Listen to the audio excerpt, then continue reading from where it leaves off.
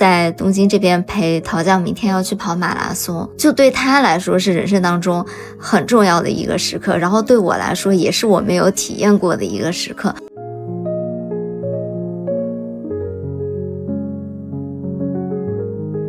失败是剥离了所有不重要的东西，当你没有什么可再失去的时候，你才可以终于开始专注于真正重要的东西。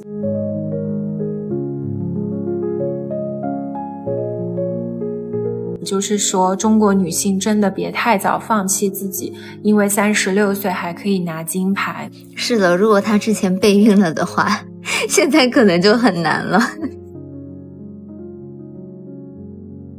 大家好，我是杨子，我是小溪，我们是大苏小雅。大苏小雅是由生活在世界各地的打工人，每周一起跨时差谈天说地。那这一期首先要祝大家38妇女节快乐。是的，然后因为我们也是妇女嘛，其实我觉得好像我们30岁之后是能够越来越准确的带入到自己妇女的这个角色里面了，而且也整个人就是感觉都打开了，更加自在了。我现在觉得30几岁就是真的更自由更有钱的20。我觉得30岁比之前的状态好很多。小时候觉得30岁以后好像是很大的年纪，是真正妇女的年纪。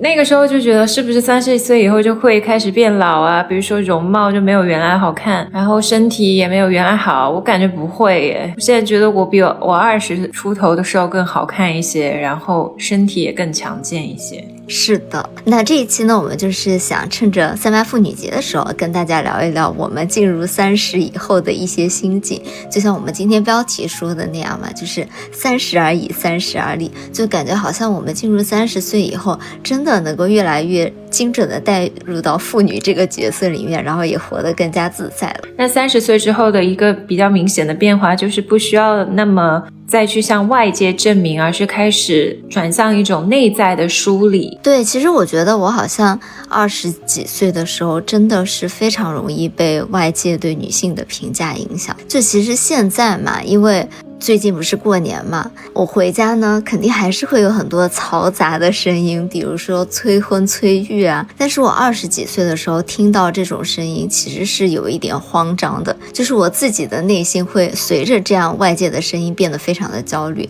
但是迈入了30的大关以后，我好像真的觉得可以更游刃有余的处理这样的声音，就是让它从我的左耳朵进右耳朵出。而且每天其实我们出门的话，比如说在办公室啊，或者在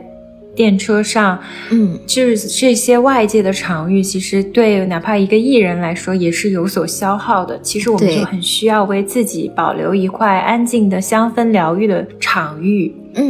而且有时候那种向内寻求疗愈和安定的感觉不是一句口号，而是一些非常具体的瞬间和细节。比如说回到家，你脱下外套，然后换上居家服，然后洗脸护肤，包括到晚上泡脚，这种种时刻都是我们从一个对外的模式切换到向内的一个模式。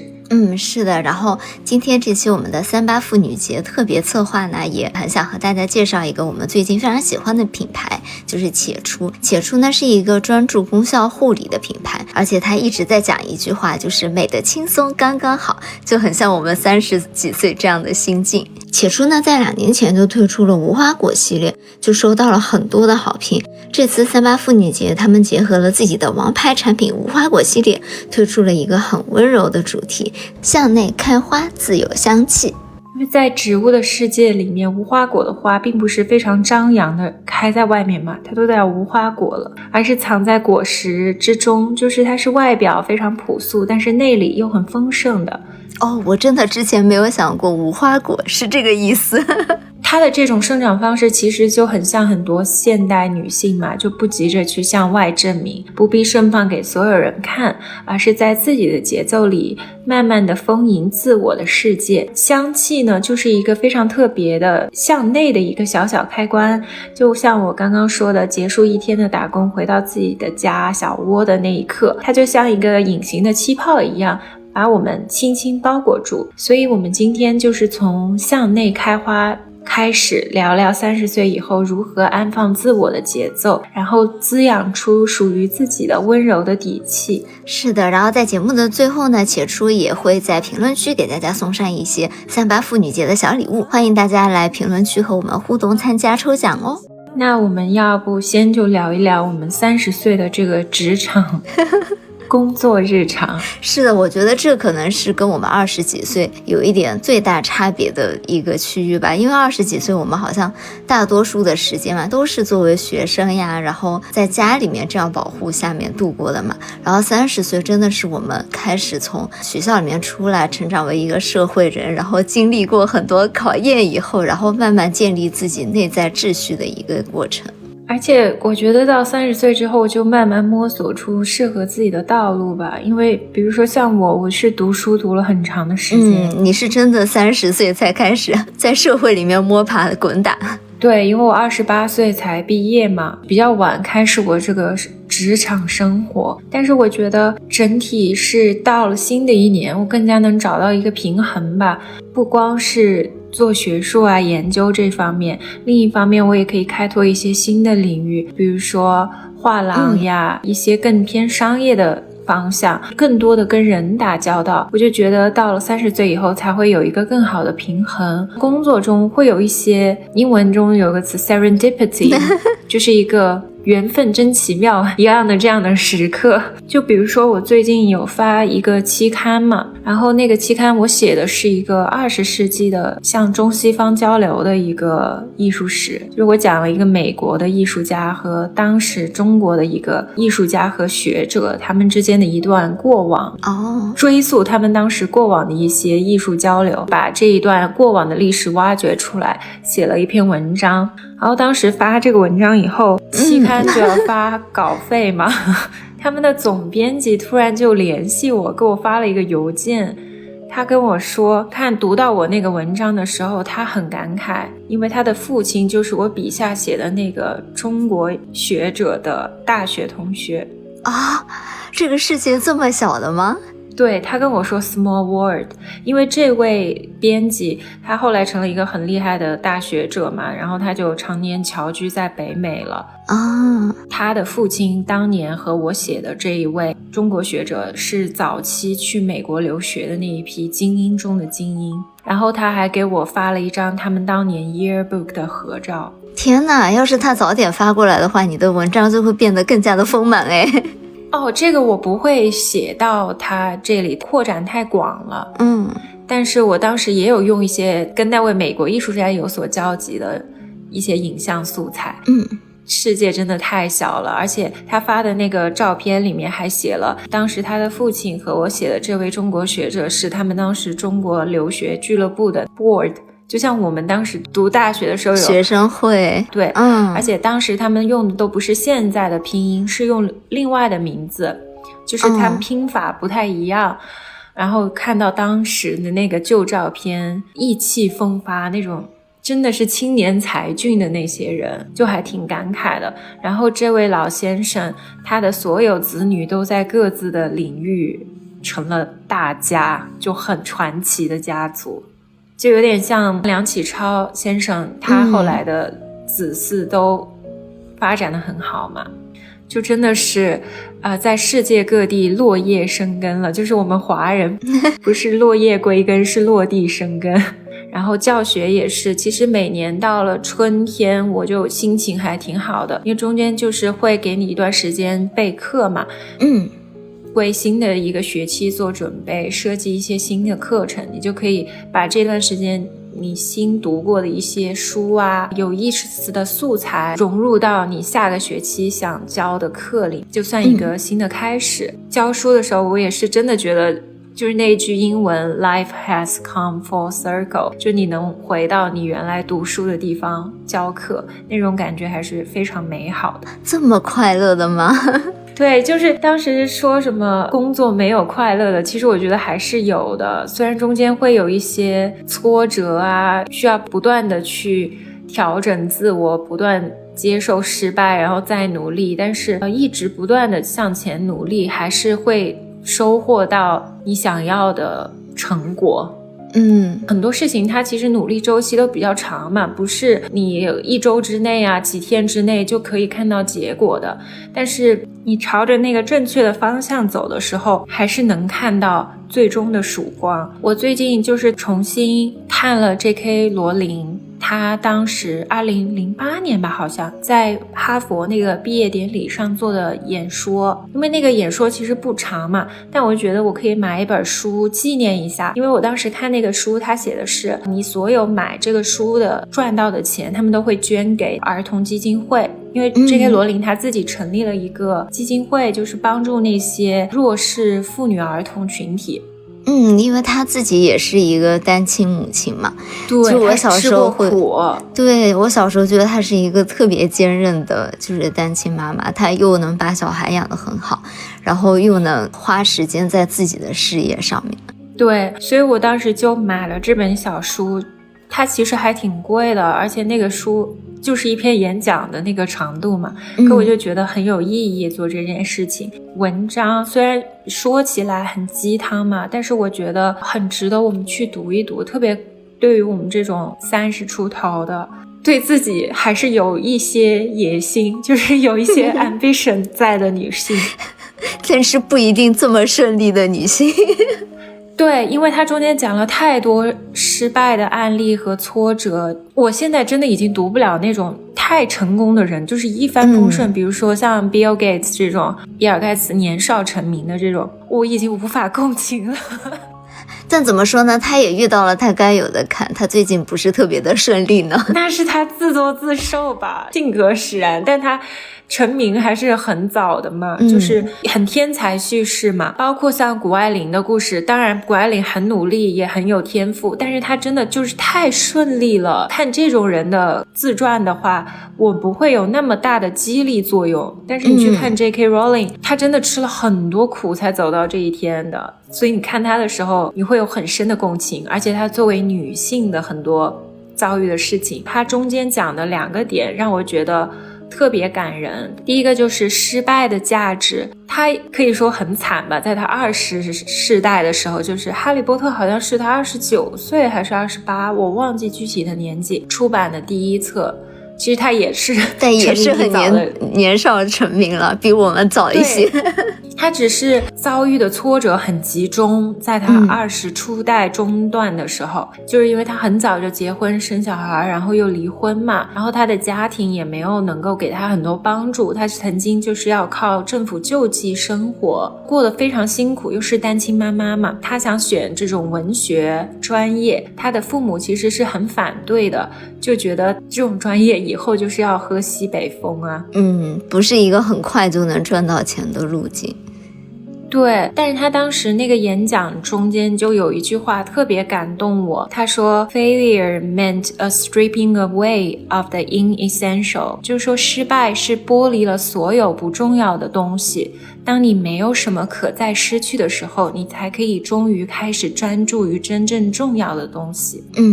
因为他中间做了很多其他的工作来养活自己，但是他始终没有放弃写作，就包括我去爱丁堡的时候还专门去了他写东西的那个小咖啡馆，现在那个咖啡馆都成了一个打卡地了。他当时没有钱，就暖气这些也很贵嘛，他就会去那种咖啡店写东西蹭暖气但是他始终没有放弃嘛，就是单亲母亲靠一支笔重塑了他的人生，而且他就说贫穷其实也赋予了他力量，就是让他更专注了。然后除了他说的失败的价值，他说的另外一点想象力和同理心，他说想象力是抵抗现实的力量，这也就是为什么他写出了哈利波特用一支笔构筑了一个自己的精神世界，因为外部会有非常多的坎坷嘛，你内心还是要坚定，就在面对很多实际的困难的时候会比较容易走过去。包括他后来成名了以后，他还保持着这一份同理心去帮助弱者呀，然后他也是一个 politically active， 就是比较激进很愿意发声的人嘛，虽然也带来非常多的争议。所以我就觉得他的这一本 Very Good Lives 很值得去读。包括他这个题目 Very Good Lives 就很像他的那个写作风格，非常简单，他用的词句因为要是儿童文学嘛，都是用一些非常简单的单词，然后也不会从句套从句，就很好读，所以你就觉得有一种普适性，读他的文字感觉这个人是很亲切的，很 down to earth， 就是很接地气儿很接地气。包括他写的文章里他还会用 what is more 这种词，就是这种我写论文我都不会用，我就觉得有点太口语了。很轻松的，就是容易读的书，但是又能给人很强的力量。对，就你刚刚说失败的时候才会让你变得更专注，发现自己最重要的东西是什么吗？其实我前段时间不是过年前有一段时间肠胃炎以后，就整个人状态都比较不好嘛，然后我也是那个时候开始有一点，就你身体变得非常的低能量，你没有办法再像平时，就大家好像都说我们俩就经常很高能量啊，经常出去玩呀，又做很多份工作，但就是你身体变得非常低能量以后，你才会突然发现说，原来生活里面很多平时做的事情它都很就旁枝末节，就它其实是可以被省略掉的，然后你才会发现说，哦，你真正每天这么低的能量还要继续做的事情，有可能就是你真正还是比较喜欢的事情嘛。像我们俩嘛，就之前会说，哎，我们要做播客呀，做小红书啊，要出去旅游啊，然后像你要做画廊啊，就是做很多的事情。但当我那个时候真的很低能量的时候，我就是把小红书关掉了，我也不想再去刷小红书，也不想再去思考说，哎，我每天要更新什么小红书。但是就在小红书和播客里面，我就选择了播客，我还是要跟你接着录播客。好像那个时候我才会发现说，哦，其实就是小红书对我来说并没有那么重要。你说的对，我现在对小红书也是，我对它的要求就是这个账号还活着就行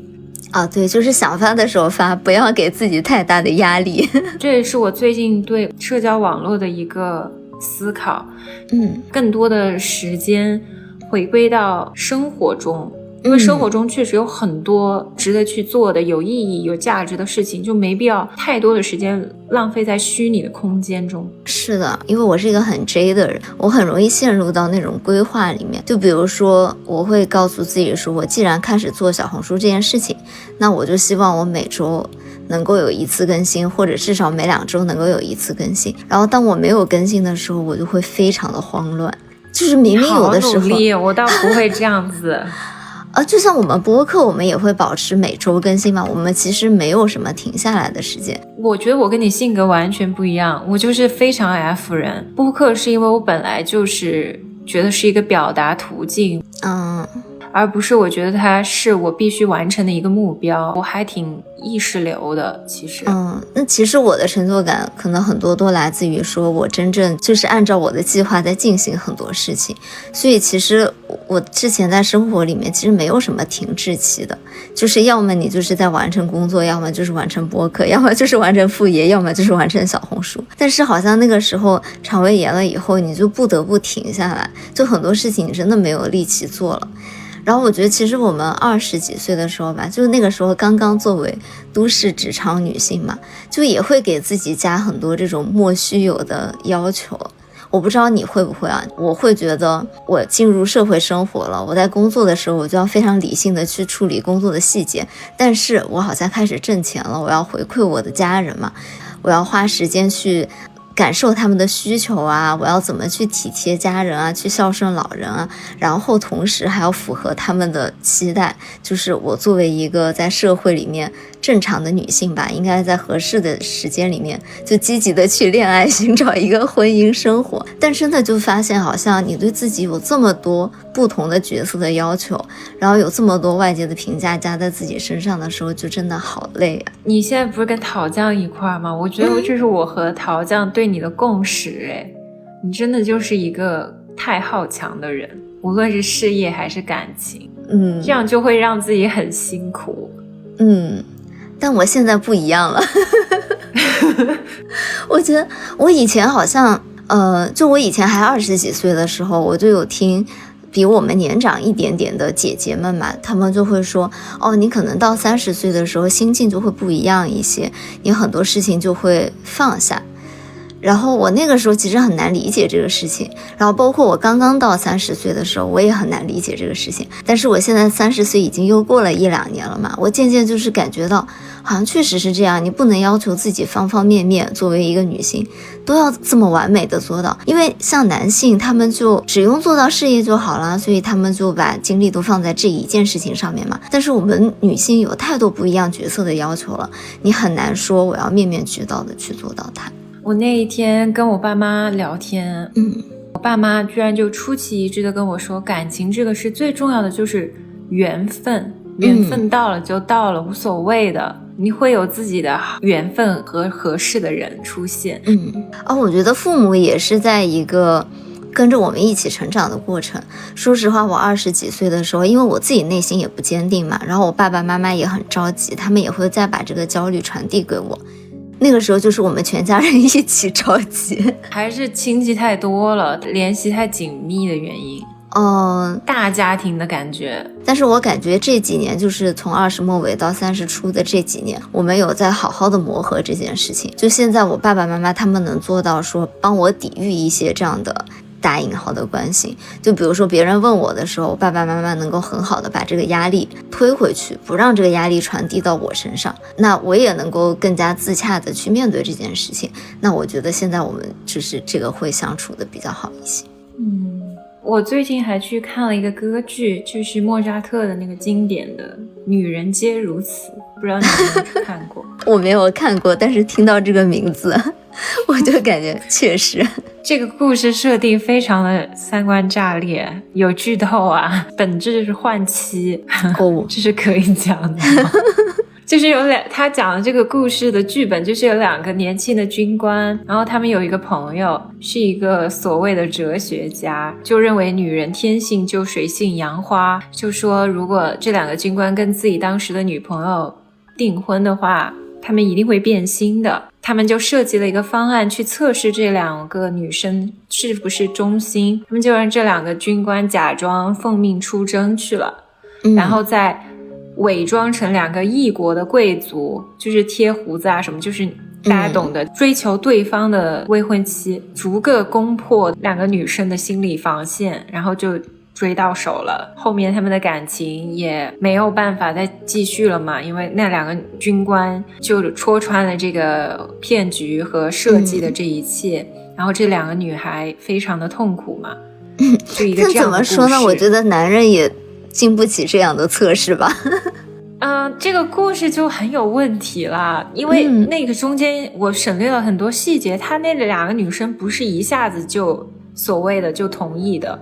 是一个接一个的。然后中间还有我最喜欢的一个角色是一个女仆，是这里面脑子最清醒的一个女性吧。大家有兴趣可以去看这个故事，这个剧本。不知道为啥了，它就是一个经典剧目，就一直在放，就像那个蝴蝶夫人一样，那故事就是一切的那种有问题的元素都集中在那个剧目中，但它现在还是长盛不衰啊，一直有在播的。真的就是我们传统剧目里面，不仅是西方嘛，那中国这边也有很多传统的，都是会有一些我们现在看起来比较老旧过时的观念。但我现在觉得粤剧还蛮创新的，因为我有一个朋友，他是粤剧的小生，他之前有邀请我去看一个他们的那个表演嘛，就是情探，也是讲的那种男生出轨捉小三，这种就是非常老套的故事，然后就把女性非常物化的故事。我看的那个表演是他们报白玉兰奖的那个展演嘛，他们就是很大的一个亮点，就是他们把这个非常传统的剧目进行了现代化的一些改变，就你看起来就没有那么不舒服了，你确实觉得就是它里面会有一些大女主义些的发言，我觉得这个还挺值得鼓励的。因为我每次过年听黄梅戏，我就最爱听女驸马，只有那个是人间爽文，但那个结局也很无语啊！他所有的考功名当女驸马是为了救他的李郎，好的吧？但那个结尾那一句还挺爽的，就是我送你一个状元郎。但是为什么要把自己考好的功名转手送给男人呢？自己当不好吗？所以今年就不是大年初一，小红书上有大型的一个活动给武皇过生日嘛，因为正好是武则天的生日。感觉这几千年来只有这一个走出来了的女性。但我当时去看了这个，我就觉得啊，真的又是刚刚那个老先生的话一样 ，small world， 世界真小。我发了以后，就有一个小伙伴看到我的 IG story 说，他就研究这个的，他的博士哦。然后他还很专业，我就跟他说，我觉得这个有点厌女嘛，他就说法朋特的脚本都很厌女，但是莫扎特的音乐是反讽和可爱的。确实，我就感觉莫扎特背黑锅背了好多年。对啊，跟他也没有关系。对，但这个音乐真的很好听。我当时看完这个歌剧以后，我循环听了好几天这个原声在家里面。然后我最近还有一个新的爱好，现在才3月份，我不是写那个周记吗？每周，发现我居然已经读完了18本书。天哪，你在30岁过得非常的博学多才呢。不是，我发现形成一个机制就会读得很快。今年就是认识了一个编辑，那个编辑是一个特别热心的老师，他自己之前在大学也教了很多年的写作，常驻加州的人嘛。然后有的时候我要跟他改文章，他就提议我们可以做一个 reading club， 就是那种阅读会。我就是跟他一起读书，就是我们会选一些比较经典的英文的小说读一读，就是重读一下经典。提出的诉求就是不能是那种大部头的书，这样能让你的数量看上去多一些。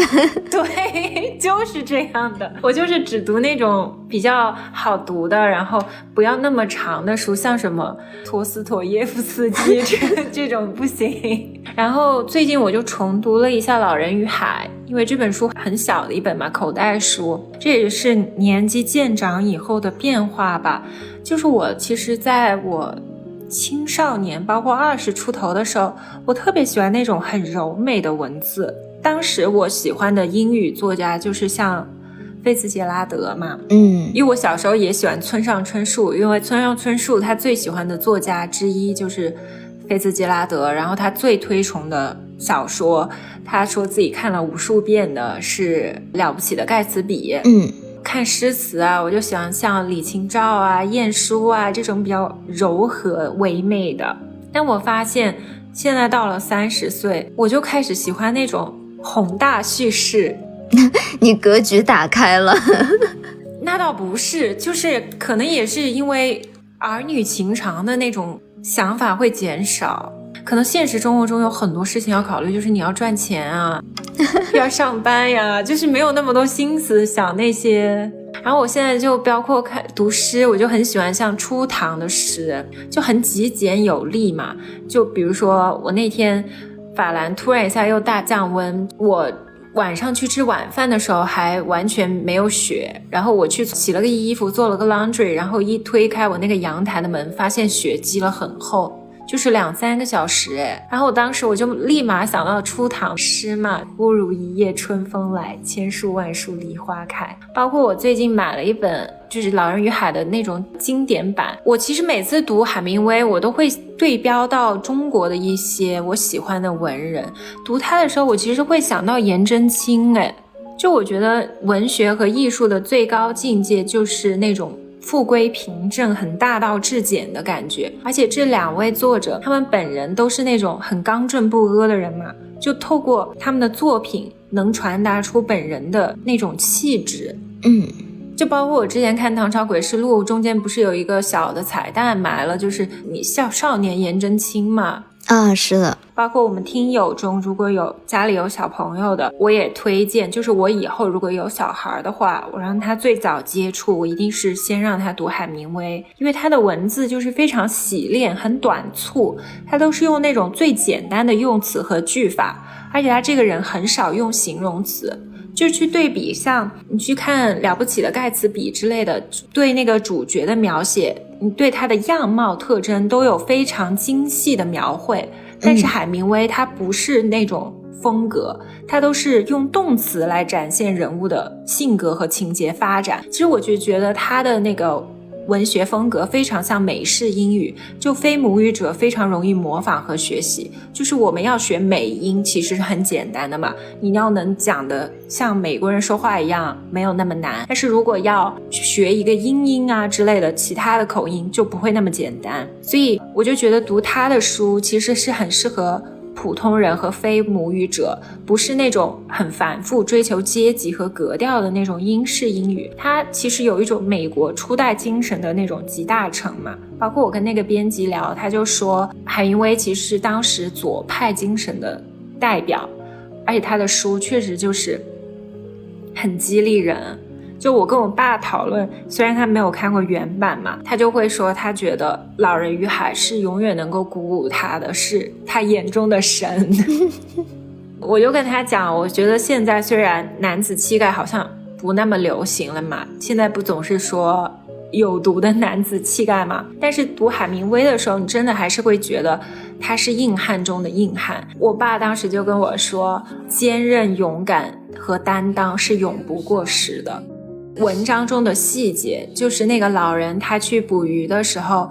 很多细小的地方，他怎么样把那个金枪鱼先补上来，把海水晒干，晒得有盐味嘛，然后撒在那个很腥的鱼上，逼自己吃才能保持体力，捕那个大的马林鱼。包括到了文章的结尾，也是我昨天跟那个编辑聊天的时候说，我们最爱的部分就是文章的结尾，没有那种很泛滥的抒情，就是很极简的一句话，他说The old man was dreaming about the lions。 这个老人他又梦到了狮子，因为狮子就是他年少的时候当水手，他那个时候精神体力还很好，他就去非洲，在沙滩上看到了狮子，他就梦回到当时的那个场景。包括刚刚说的 J.K. 罗琳 Very Good Lives 和老人与海，其实我觉得人真的是不是为失败而生的，一个人可以被毁灭但不能被打败，就是要有坚强的意志。包括我们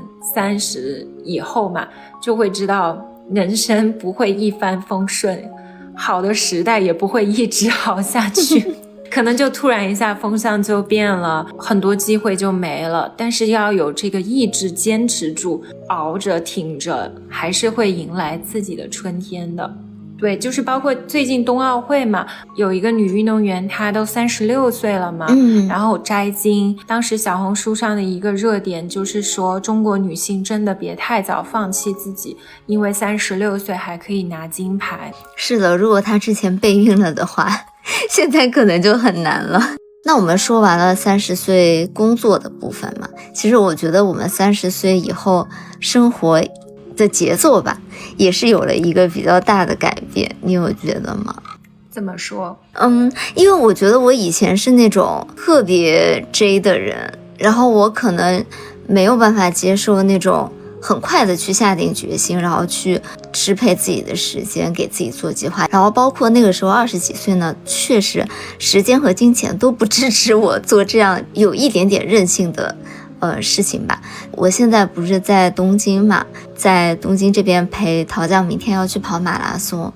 然后我其实还挺有感触的，就是我之前可能很难说，前几天还在国内陪家人过年，然后其实现在很多人都已经上班了，但是我就请了几天假嘛，然后我就想说既然我的好朋友来东京跑马拉松，就对他来说是人生当中很重要的一个时刻，然后对我来说也是我没有体验过的一个时刻，那我就很想要跟他一起经历这个时刻，就是我就可以跟着他的时间变化来安排我的这个行程，可以去请假，然后可以飞来东京。我觉得这个好像是我之前20几岁的时候没有办法做到的事情。我觉得我以前也是一个在旅行的时候很 J 的人嘛，我不太能够接受那种比较漫无目的的游荡，就是走到哪儿算哪儿。我之前旅行都会给自己安排一个很严格的时刻表，我每天要逛城市的哪一个区域，怎么安排路线才是最顺的，然后去看哪些个景点。然后但是今天我跟陶酱嘛，本来我们是说今天的计划是因为东京最近这边已经开了一些早樱了嘛，我们就想要去六本木马步台那边去看一个夜樱，有一个打卡的机位。但是因为早上的陶就起得很早，就他有时差嘛，他6点过就行了，所以其实我们就9点过就出门了。然后我们今天一整天就完全没有订任何餐厅，这是我以前就是根本没有办法做到的事情。我以前就是要在出发之前把3顿饭都安排的明明白白，我很害怕自己吃不上饭。但今天我们就是早上出门就随便找了一个早餐，然后吃完了以后就去浅草寺，然后从浅草寺突然一下又去到了新宿，然后又突然一下去到了南青山，然后再回到了银座吃拉面。就我们今天一整天真的是在东京的所有区域里面乱窜但是也没有觉得把自己搞得很累，我们就是走一步看一步，好像觉得更轻松一些。然后因为没有任何预约嘛，所以我们也没有说任何时间点要去赶，说我们几点必须到哪个地方，基本上就是走到哪儿，然后附近找一个吃的，然后好像都吃到了很好吃的东西，也没有怎么排队，就好像觉得其实这种随着自己的节奏去旅行啊，去安排自己时间，也是一个挺不错的体验。因为你错峰，现在没什么人但其实现在东京很多人因为一个是樱花开了嘛，就很多人会来赶这个樱花季，然后还有一个就是因为明天是东京马拉松，街上全是跑马拉松的人，就真的是一个盛会。就淘滩坐的那班从纽约来东京的航班全满，而且全是跑马拉松的人。天哪我现在真的人一多我会晕，我搞不了，我连周5晚上出门我都不愿意出，觉得人太多了。是的，就是今天我有被震惊到，就我们在浅草寺那边，在街上都是穿着那个马拉松衣服的人在那边，因为他们马拉松之前有的要试跑呀，或者有的要进行一些宣传片的拍摄啊什么的，全是跑马拉松的人，整个城市都是这样的盛会。我以前完全没有注意到说在一个城市举办马拉松的时候这个事情的含量这么高，然后这一次也是就是在桃的带领下面体验到了。而且我觉得这一次也是因为我好久没有这种姐妹出行了嘛，桃酱也好久没有姐妹出行了，然后我们两个又是其实性格蛮不一样的，我就是一个很 J 的人，桃酱就是桃酱就是 ENFP，他很 P， 我还蛮喜欢他这种。对，其实我虽然是个 J 人，刚刚听到你那个我还挺震惊，你要每顿饭安排好，我从来不预约。真的吗？最夸张就是中午预约晚饭 ，That's all。我不可能要我去打卡一个很有名的餐厅啊，然后我提早很多预约，我不喜欢。我不是说要去打卡这个餐厅，我是真的会焦虑我吃不上饭。因为吃饭这个事对我来说不是那么重要。但是我真的没有办法，就是出去旅行的时候没有吃到好吃的，我会很失落。然后再加上像月上嘛，也是一个 J 人，他甚至比我还 J， 他会为我焦虑。就他知道我要跟桃酱来东京以后嘛，就他每天都问我说，你吃饭约了吗？你饭店订了吗？你会吃不上饭的。他真的很焦虑。是不是吃麦当劳不就行了吗？我好像接受不了这件事情我要先逛尽兴，我想去一个地方啊什么的，吃可以随便一点。那我没有，就是我是可能吃会比逛也很重要，吃也比较重要，然后月上是那种逛100%重要，吃也100%重要，所以他真的需要非常这样。如果我在旅游的话，我一定要很早起床，因为我是对桃酱是有认知的，我了解他的性格，他之前我们一起在纽约住的时候，他就是会12点起床的。虽然他现在跑马拉松不一样了，但是我能理解说他最近几天应该是需要休息的，所以他如果很晚起床，我是能够有这样的预期管理。但确实比如说像我跟月上出去嘛，我们俩就是那种要所有计划安排的满满当当，然后就是提前规划的非常好，就是他比我更 J， 所以他需要规划所有的这些事情。而且我是一个很需要陪伴的人，我没办法旅行的时候单独行动。我好像真的吗？你好夸张哦！我以前就是可能20几岁的时候，我就很像一个小朋友，就如果我跟我的姐妹一起出去旅行，然后我们俩分开旅行，我会觉得很难过真的，我都不知道你会这样。那我很喜欢自己行动啊，比如说看博物馆，有些人就不想看啊，那你就可以约饭的时候碰到就好了。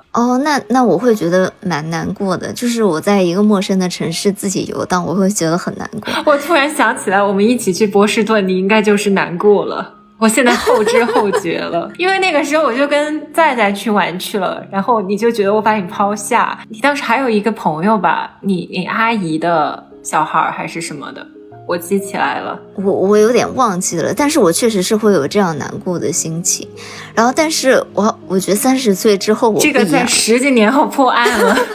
sorry 我完全没察觉到。我现在不一样了，30岁之后我可以接受这种又亲密又互相很自由的友情。就比如说陶江跟我说他要睡到就很晚，我就会觉得没关系，那我可以自己出去。然后像陶江他这次是马拉松嘛，所以他计划要去跑步要训练，那可能早上我就需要自己安排，那我也很 OK。虽然他到最后也没有去跑步。我想想我在纽约的时候就跟陶江就这样，我先去自己逛 MoMA。但我觉得那个不太一样，因为那个是相当于他生活在这个城市嘛，他要上班，他有自己的生活。没有，他为我专门请了假但他也没有陪你去博物馆他可能去了很多次了。而且之前我其实来之前也会有一个执念，我既然是陪他来跑马拉松的，我就是很希望全程帮他记录下这个时刻。我的想法是我想要早上跟他一起去，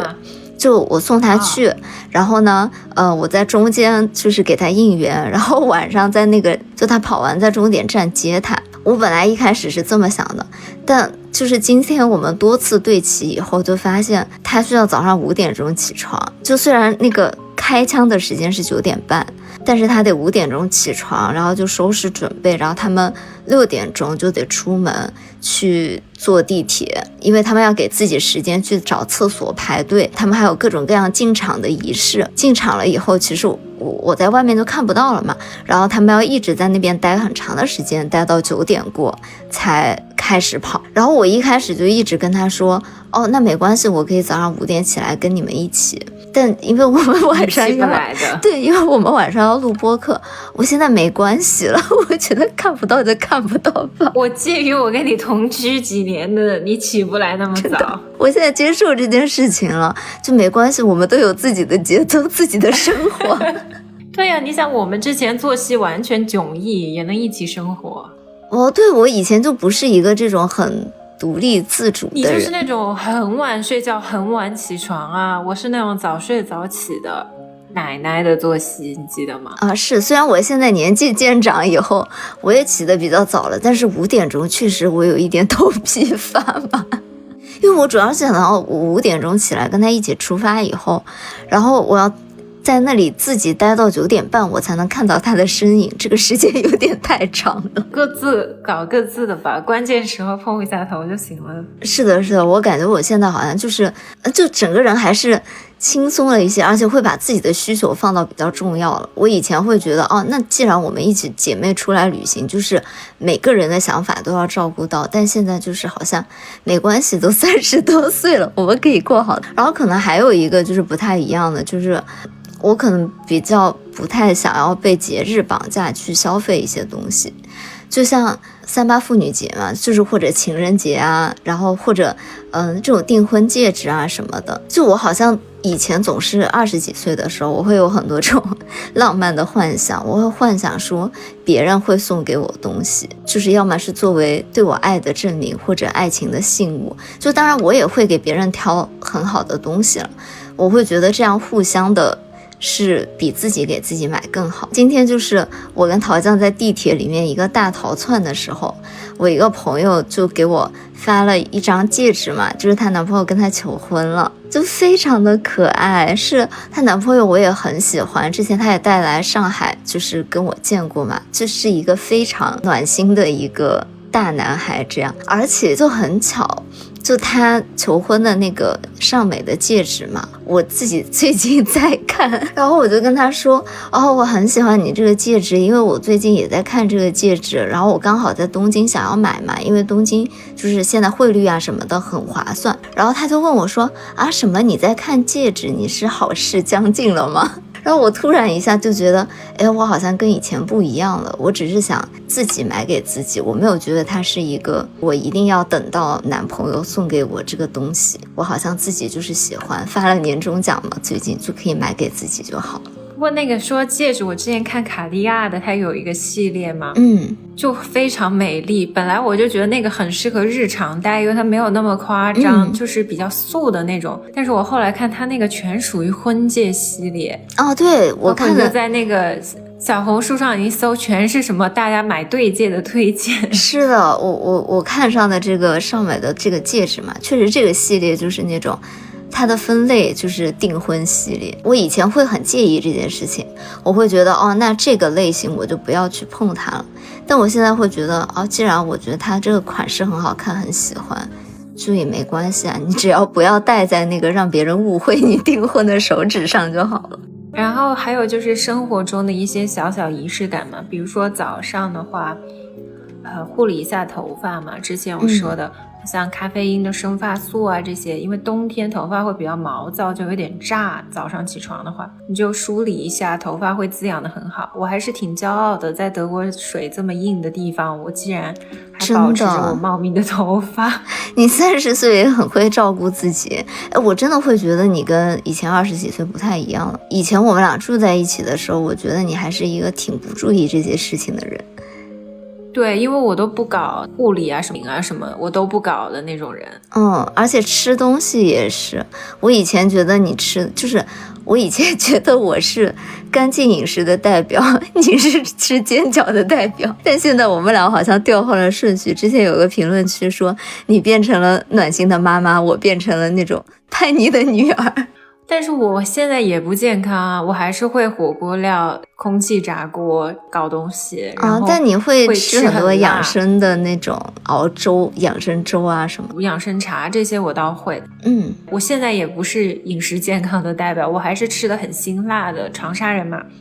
对，然后晚间泡脚嘛，然后睡前我有时候会给自己做一下鸡蛋酒酿，因为我觉得还挺滋补的，就把自己养得很好啊。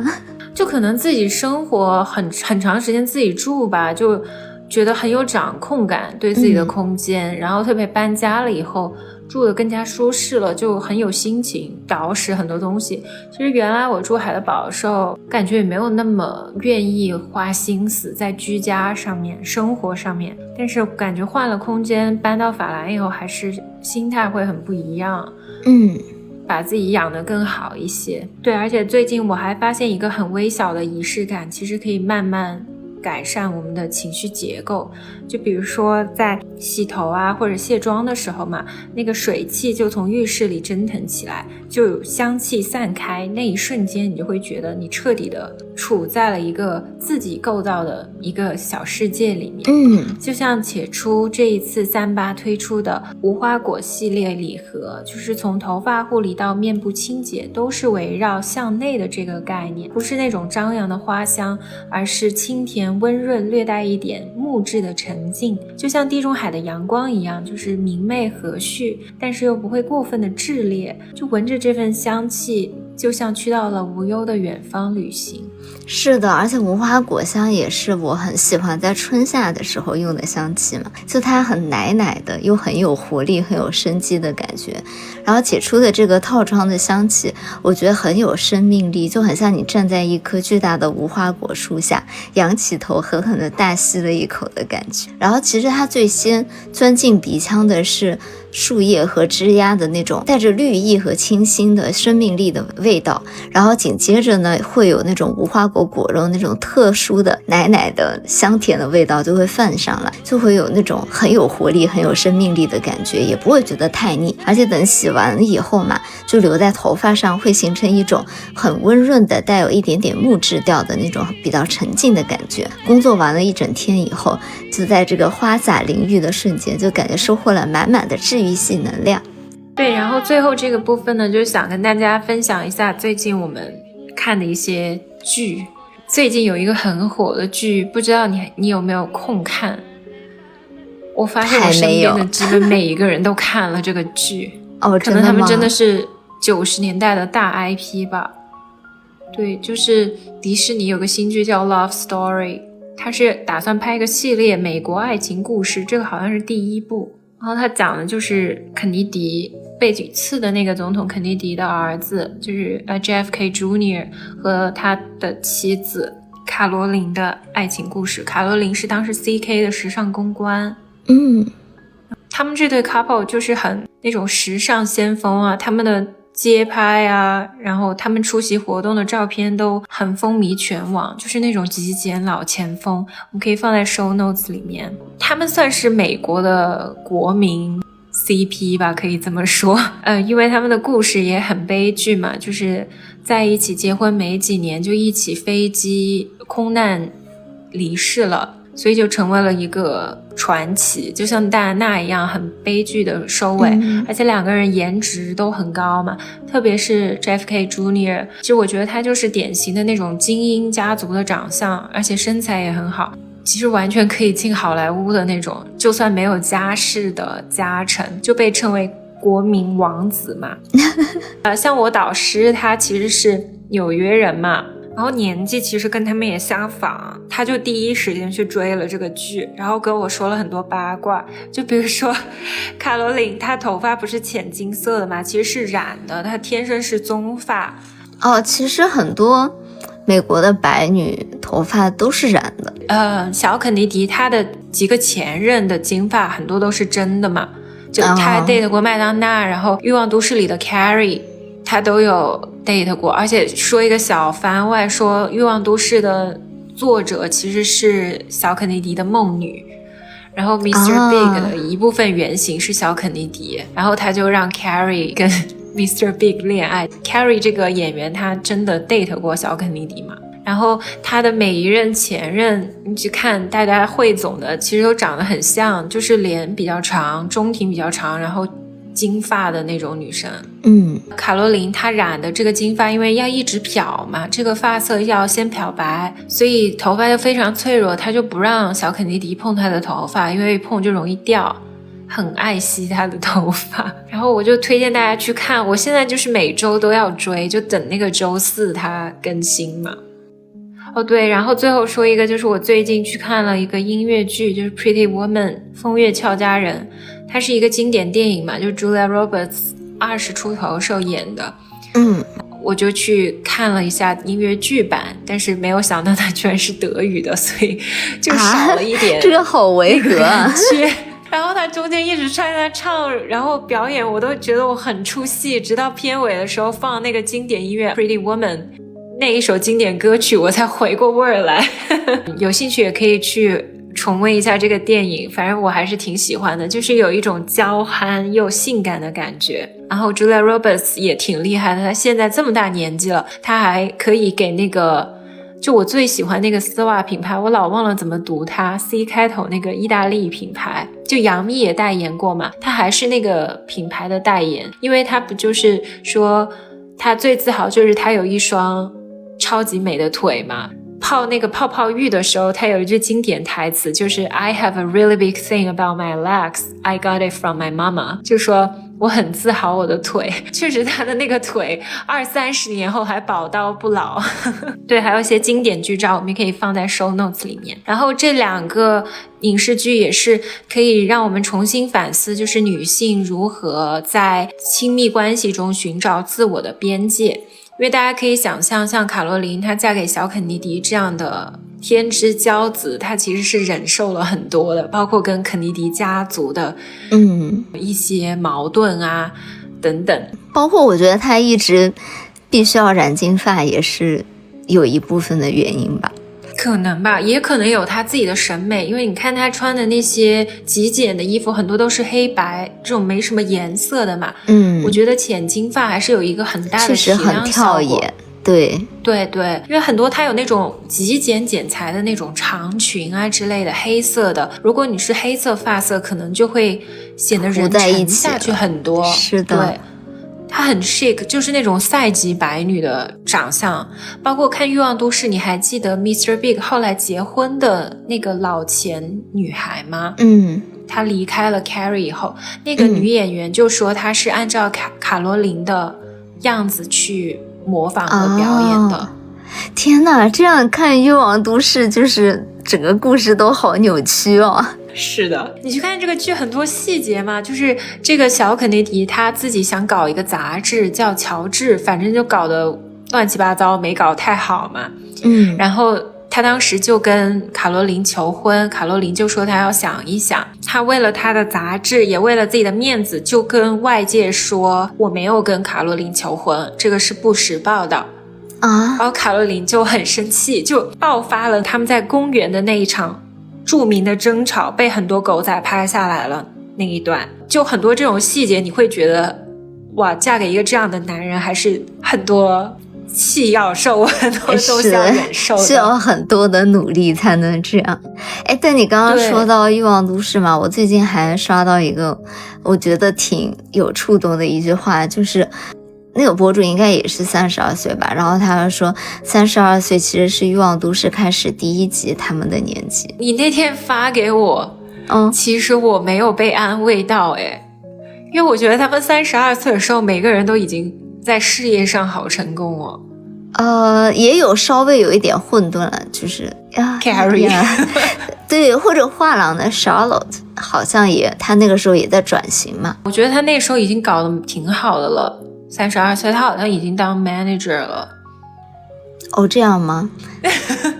所以我当时看到我就说他们好像都挺能赚钱的到那个时候。而且我觉得这个剧还有一点就是，我觉得 JFK Jr. 他长得太容易让女人有浪漫的想法了，就是嫁给他没有办法是只当一个班上这样子，跨越阶级的这种婚嫁，很多女性她其实就是当打工嘛，就当照顾老板一样照顾自己的先生。这个价值观真的正确吗？比如说我又不点名，就像香港之前的很多湘江往事的故事，这样阶级跃升的婚姻很多都是这样的嘛。但是我觉得像小肯尼迪这种，就你很难把情感和这个公事公办完全切割开来。对，那我们今天就是给大家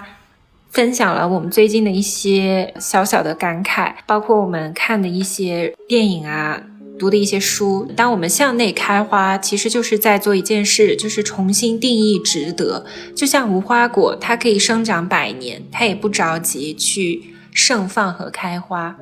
是的，就像我们刚刚有聊到的嘛，就这个妇女节，我们不需要很盛大的仪式，可能只是需要一个自己安静的，然后治愈，然后向内看看自己真正需求的这样的瞬间。且出的无花果系列其实讲的也不是香气，而是一种允许自己慢慢生长的生活方式。其实我们经常讲的养磁场，本质是把向外消耗的注意力收回来，就像无花果一样，它不着急，就是春天和百花争艳，它有自己100年的生长周期。30岁之后，我们也可以成为自己生活的导演，就是在我们自己的剧本里面。对，是的，就是不要觉得好像大家都在20几岁完成了好像女性刻板印象里面应该完成的很多事情，但其实到我们30几岁，好像有自己的节奏也是一件很快乐的事情呀。就只要是按照自己的节奏舒心，就一切都刚刚好。对，那也祝大家都能在自己的节奏里从容生长，安放自我的节奏，滋养出温柔的底气。我们也会在评论区抽取2位小伙伴送出正装心之所向礼盒，欢迎大家来互动参加。是的，然后最后也祝大家38妇女节快乐。如果评论区的小伙伴你们也有一些和我们一样的从20岁到30岁的这样的一些体验，或者你还是20几岁或者10几岁的小朋友，你对30岁有什么好奇啊，或者有问题的地方，也可以在评论区里面告诉我们。那我们这期节目就到这里了，我是样子，我是小溪，我是大苏小，我们下周再见了，拜拜，拜拜。